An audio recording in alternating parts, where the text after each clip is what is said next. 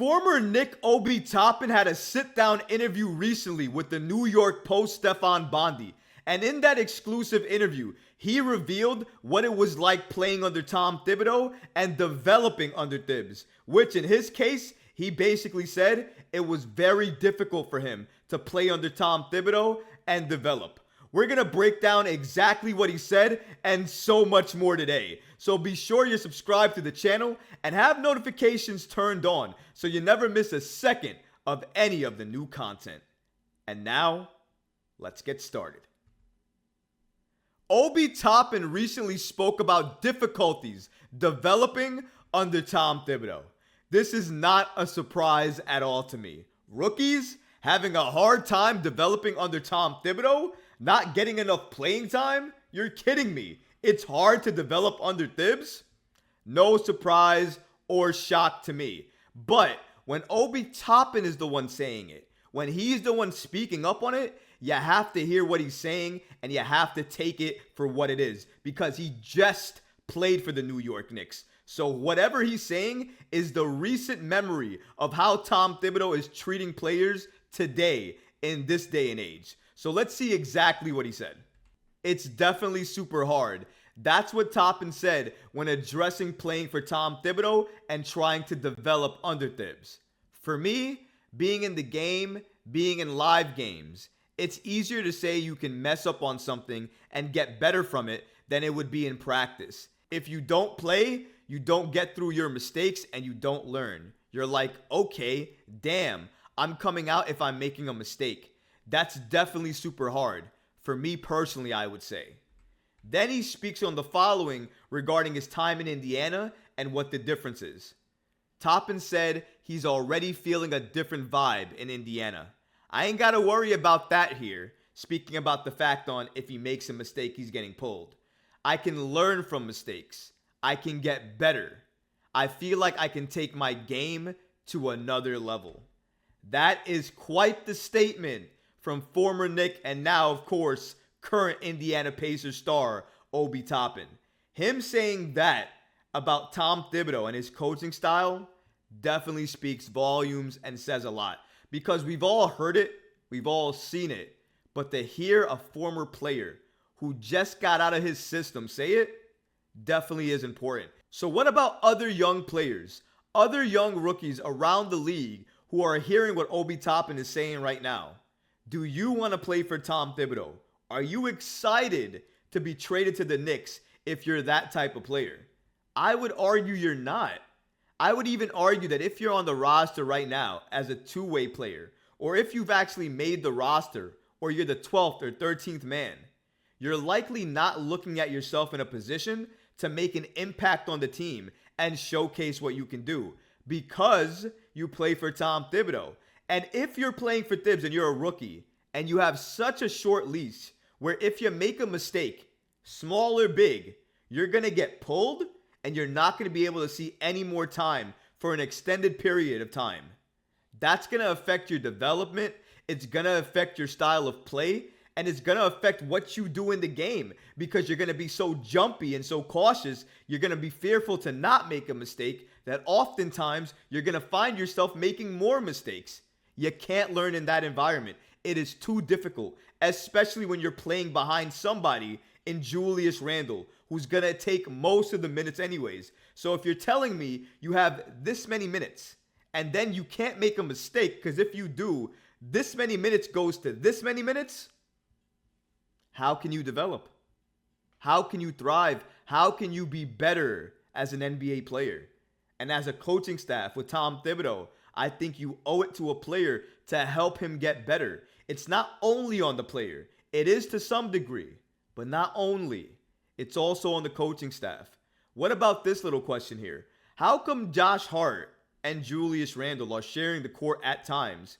Knicks clearly playing small ball under Tom Thibodeau, but you couldn't do that with Obi Toppin. And I'm not saying that Josh Hart is a bad defender, but in the last few games, has his defense been otherworldly? Has it been amazing? I don't think so. So if you're comfortable in doing it now, why couldn't you do that when Obi Toppin was here, giving him a couple of more minutes in a position of need because Newsflash, guys. Josh Hart is not a power forward. We actually need a backup power forward, and we have none. And you know what we're doing? We're taking somebody out of position and putting him at a position of need because we refuse to add anybody and play them 10 to 12 minutes behind Randle. Somebody who can actually play that position to allow Josh Hart to comfortably play his position where he can rebound, where he can go coast to coast, where he can go up against defenders his size, which he is stronger than and sometimes plays bigger than. You lose that when you stretch him to that 4 position. That's just my opinion on it, and I've seen enough on it. And clearly Obi Toppin, speaking this way, has seen enough on it with the New York Knicks and is so happy, thriving with the Indiana Pacers, where he's clearly saying that he doesn't have to worry about being pulled. He can make mistakes and more mistakes and more mistakes and stay in the game and learn. And he's happy about that. Not only is that praising Indiana and what they're doing and their coaching staff, it's a knock to Tom Thibodeau and his coaching staff for not being able to offer Obi Toppin those same type of opportunities when he was a New York Knick. And I think it's okay for him to speak out about this because the Knicks shouldn't have allowed an environment to exist where Obi Toppin could say this stuff. They should have cultivated his talent a little bit more and brought him along a little bit better. I think very much so. Everybody can see it. The Knicks did not develop Obi Toppin in the right way. They made him a more 3-and-D type of person, and he couldn't play defense well enough in that role, so he got pulled, and he couldn't shoot well enough in that role to make him stay on the floor long enough.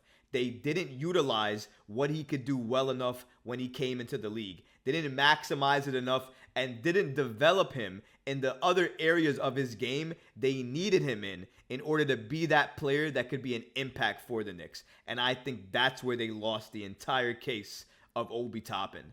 And if he becomes a way better player for Indiana, probably not this year, but maybe next year or the year after that, the Knicks are going to look at this trade and they're going to think to themselves, they shot themselves in the foot trading away a player that they could have retained, that could have helped them, but instead thought that they couldn't get anything else better out of him. And honestly, I think that's what hurts as a fan the most, that we really didn't bring Obi Toppin along like we could have. And if another team does that, it is really going to hurt for the entire fan base and definitely for the New York Knicks. Julius Randle continues to make history for the Knicks. If you didn't know, Julius Randle has been taking on a more pass-first approach. I'm not saying he's not scoring more. He is definitely looking for his shot, trying to score.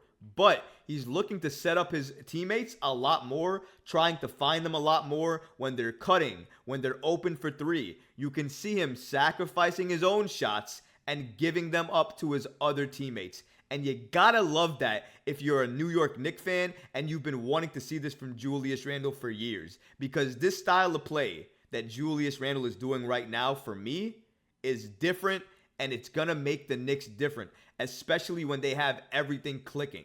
That's probably gonna happen a few games down the road this season. I hope it happens sooner than that, but just knowing the Knicks and what I saw last year, it took them a few games to gel together, and I think that's gonna happen again this year. But let's look at the little piece of history that Julius Randle is adding to his Knick legacy. Julius Randle has passed Carmelo Anthony for 24th on the Knicks all-time assist list. Julius Randle now has 1,328 assists. That is an unbelievable amount of assists to have in a few years with the New York Knicks. It's telling you one thing, folks. He is passing the ball as a New York Knick. But the difference this year with his passing versus any other year is I feel like this year he is playmaking more than passing. Last year, he was passing to get the ball out of his hands because the shot clock was expiring and he was getting double teamed and he needed to just get the ball to anybody. He was not setting up his teammates. And that sometimes can hurt your teammates, can hurt the Knicks as a team.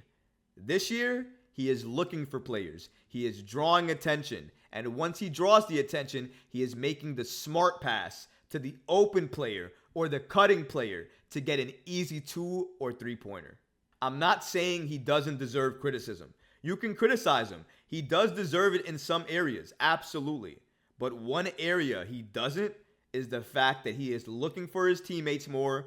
He is more of a willing passer, but more of a playmaker this year in the first few games that we've seen him play with this Knicks team. And I really appreciate that from Randle. It's going to help this Knicks team get to that next level if and when they start gelling together. And I hope it happens sooner rather than later. But what about you guys? What do you think about this accomplishment from Julius Randle? But also, what do you think about the New York Knicks and what they're going to do in the Eastern Conference this year? Are you happy with their performance? Are you upset with it? Do you think they can thrive if Randle takes on a pass-first role? Let me know in the comments below because honestly, guys, I would love to hear from you. That's going to do it for this episode. I hope you enjoyed it, and if you did, go ahead and smash that like button, leave a comment below, and of course, guys, please subscribe to the channel. Until next time, Knick fans. Peace.